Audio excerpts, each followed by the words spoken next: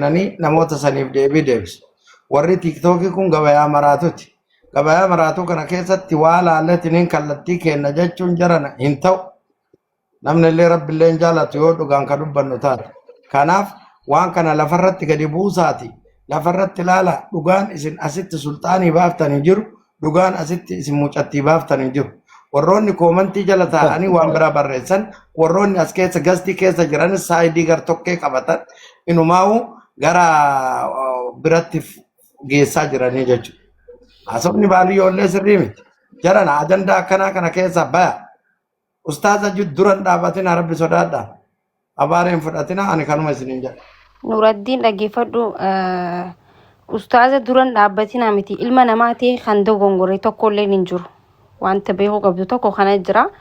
Lammaffaa immoo dhimma jaarsaaf jaartii rabbitu beeka. Wallaahi rabbitu beeka. Nuti isaatu qabaa jechuun dandeenyu. Garuu micoon tun amma isaan na deebisaa isaan walitti haa deebuudhaan ta'echaa jirtu. Just ilmoo san akkuma gargaaruuf. Nuti amma ilmummaan sunuu jaala abbaallee harkattee gargaarsallee harkattee akkuma guddattuuf nuti amma kanas biratti dhufneef jechuudha.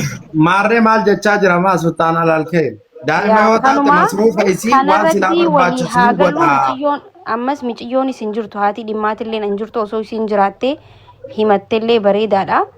Kanuma jechuu barbaannaa jechuun nuti. Okay, maakii ila namni dubbii nama lamaa yoo dhaalu bakka namni lama jirutti tokko dubbatee dubbii isaa dhagaa jirtan tokko bakka kana hin jiru. Nuraddiin na dhage guyyaa dubbataa oolanii sa'a dheeraa irraa haasamaa turanii waa'ee haqaa haadha manaa nu itti dhalannee guddanne quraana rabbiitti nu barsiise ergama rabbiitti moodela kenna miidiyaa irratti nu barsiisanii lammaffaa waa'ee ilmoo ani daa'ima jaalaturraa viidiyoo kallattiin har'a gisee isii miidiyaa makkii irratti baastu arge viidiyoo kadhadhee dadhabe kallattii mubaasharan agarsiise jedhee jibbaa osoo hin taane daa'imman ambaatu ta maqaa yoo ani bilbilee fi dubbisu taphoottu ta callistu jira nama beeku beeka abuma irfaani beeka ani daa'imman jaallaturraa nama daa'ima jibbee yookiin namummaa jibbee kabaja dubartii dhabeetitti ilaalina obboleeyyan kee waalaa kulli haal ani haqa daa'ima kiyyaa yoomillee rabbiin narra kaa'e isin narran keettan waliigalatti nuti ajandaa miidiyaan dhufe miidiyaa maandeebisuuf malee lafatti abbatti haasoo abbeeraa isiititti haasee namoota naamusaan na waliin haasee haga irraa kabaja walii qabnu namoota gurguddaa sheekotii guyyaa maqaadhaan guutuu san waliin haasee inumaayyuu waa baay'ee jira waan afaan raachi waan jedhe bishaantu afaan naaf guute malee sila waa baay'ee haasaa jedhe kanaaf waliigalatti ani yoo haga isiin daa'ima kiyya horattu haga isiin daa'ima kiyya guddiftu isiiyyuu gargaaruu nama danda'udha. Galatooma isinillee dhukkubsatu sultaanillee maa maqaan bada jechuu hedduu galatooma kanaaf insha Allah hin gargaaraa isis hin gargaaraa daa'ima tiyya hin gargaaraa amma booda ajandaa miidiyaa waan dhufeef malee wanni waan lafatti dhumatee haasofne waggaa lama guutuu taa'ee namni har'a itti dammaquun ajab na dinqisiisa haa ta'u garuu eega miidiyaan dhufe miidiyaa maan deebisnaa fi galatooma ulfaadhaa afoon alilla hundi keessanuu amma booda waan akkanaa kana keessan galinaa isin maali sultaani Nuraddiin isin warri dhiiraa akka malee dubbattani maashaallah bismillah tabarakarrahmaan nuti reefu waan ustaazonni Mahmadiin jedhanii fi salaata irratti awwalli islaamaa shahadaa itti aansee salaata niitii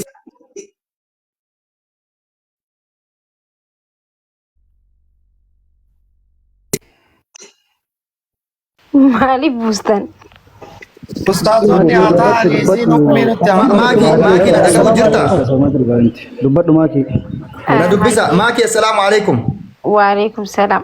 Yaa ustaazota keenya isin ulfaadhu galatoomii kama fiddu fiddee kama nu gaafattu nu gaafattee guyyaallee waan shabakaa irra noollee fi kabajaa nama gugurdaa nuti nu hordofaa turee fi sheerii ati nutti gooteef dhufnee mana bannee nu ajandaa kana keessaanillee haasahuu wallaallee keessaanillee fixuu wallaallee baabaa Nuraddiin fa'a namoonni hedduun hin beekaa dubbii miidiyaa gugurdaa aga asliituu namoonni hedduun nutti kennee keessaan laalaa jedhanii keessaan fenna garuu wanni kun miidhamni kun dhugamoo sobaadhaaf kabaja keessanii mucaa kana qabne bakka kana finne kabajni keessan dhagaame daa'ima ofii jaalatee jibbe funya'ura giddi funya'ura qarqara jaalatee osoo hin ta'in funya'ura qarqara daa'ima ofii mallee hin geenne yoo jedhe keessaan saahibaan haa dubbiftu inni yoo ergi ani ergaaf kun isa inni kan dhimma jaarsaa jaartii nama garaa jiru walitti fayyisuu ergedde talaaqe isarratti haraama nama biraatti heerumtee itti deebiti malee isarratti haraama ammaan booda ajandaa kana keessaa baya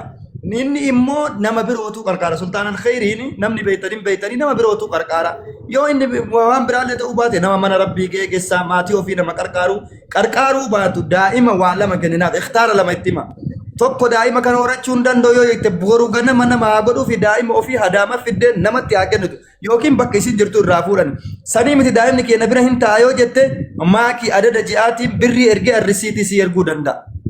Yoo situ dubbii kana wala yookiin baabaa nuuraddiin erguu danda'a.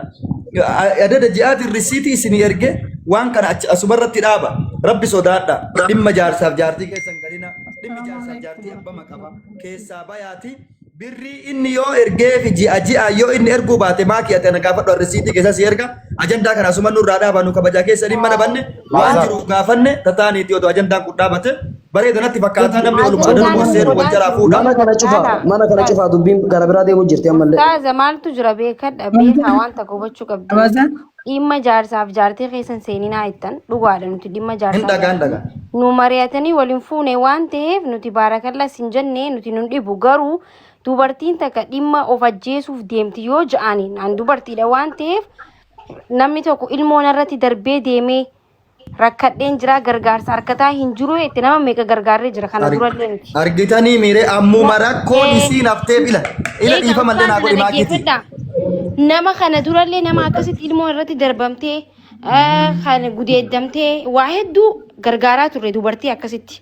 Ammallee boorullee dubartiin dhuftee abbaan manaa isii cunqursee yookaan isii darbuu tahee rakkoo yoo nutti himatte rakkoon sun dhugaa moo kijibaa yookaan miidiyaarra fidduu tahee nuti dhagahuu hin dhaabnu jechuu barbaadeeti. Malee jaarsaaf jaartii jidduu. Maarree san gaafadha nama biroo gaafadha ani kasiin jedhe kanama biraatti miti kanaa dhimma kana natti kenna. Birrii yoo nu amanuu dhaban ani immoo walirraa lakkoofsa qabna si erga keessaan hatta tiktok irra maa siin ergine yoo isii ergu baate amma yoo rakkoo qabaatte sa'aatii ammaa kana hin erginaaf sa'aatii ammaa kana daa'ima ni beeytanii miciyyoon isiin jirtu laala amma haati dhimmaa osoo isiin jiraatte meebi haasa'u isirraa illee hundi hin beeytii badde dhugaa jirtutu tanaa badde amma barnuti waan dhageenne tokko waan isirraa dhageenne aybii kana atulleen himinii jenne yoo kaardiin isirratti dhumee maaliif beeyta yoo chaarjii irratti dhumee micoo kaardiin dhume chaarjiin dhume haqa jirtu dhageette masaarifa daa'ima isii an ergee sirra ergaa maakiiti dubbii kana keessaa bahi isii kabaja guddaa nuu qabda atis nu kabajaa dhimma kana keessaa bahi boru ganama yoo barbaadde nuti risiitii erginee fi ammayyuu waci isii risiitii keessaa si erga wanni isin barbaadu daa'ima ofii haa guddifatu jette guyyaa wanni isin barbaaddu kana asumarra dhaabna wassalaamu alaikum. Ustaaza Baazar. Indaga keessanillee laallee fixuufi takasi sheeka keessaan laalaa fixa jaartii talaaqamte maal keessaan laallee finna talaaqamte nama biraati haa Ustaaza Baazar takkatti dubbadha wallahi daqiiqaa takka qofa dubbii kana jaarsonnis lafarra laalaniimi lafarratti fixaniimi dubbii miidiyaa dhufeemi miidiyaa irratti illee dubbattaniimi amma isin tarabbii daa'ima sanillee mucayyoo sanillee rabbiif jecha sultaan alkhair isii miti kabraatiifuu ta'aa jirra argaa jirra okay kanaaf waan isii barbaachisu haa godhuu fi isinillee bira dhaabbadha ajandaa hayye ani baabaa nuuraddiin isiillee ni dubbisaa obboleettiiti yaa hin dubbisaa waan ta'eef isiillee hin dubbisaa hin laala homaa rakkoon qabu baabaa nuuraddiin ajandaa tiiktookii keessaa ba'a amma assalaamu alaikum galatooma martinuu galatooma warri dhuftanii atturtan kataaf goota qabu biliiki gootan waraabbattanii biraan geetan akkuma isaan guyyaa waraabaa oolan yoo barbaaddan kanaan alatti garas deemnaa achi deemnaa eeshil faayida yeroo walirraa fixuu malee nuti immoo miidiyaa irratti ajandaa kana deebi'ee haasa'uuf wallaahi sodaa takka nama kabajuu malee waan takka sodaa tokko hin qabu garuu asumatti namuu haa dhageeffannee deemna barbaade yoo jiraate qofti nutu irraa dubbata nutu bakka bu'ee dubbata waan deebisanidha kan itti amanu waan namaan beeknee fi dhugaa seha namni yoo dharri baay'ate dhugaa injifatte waan taateef dhara san dhugaa jirtuun ibsuu barbaadeeti kana anin goone kanaa miti akkanaa miti adeemsi akkana akka gara jiru san booda ajandaa godhatanii haa farsu abbaan barbaade tiktook ittiin haa hojjetu kalaas. Salaam alaikum dhiifama sheeka. Ahmad Bosona Baale. Salaam. ila rabbiin ilmoo namaa kana namummaan tokko godhee uuma malee yaada bifaan gargar baasee uuma.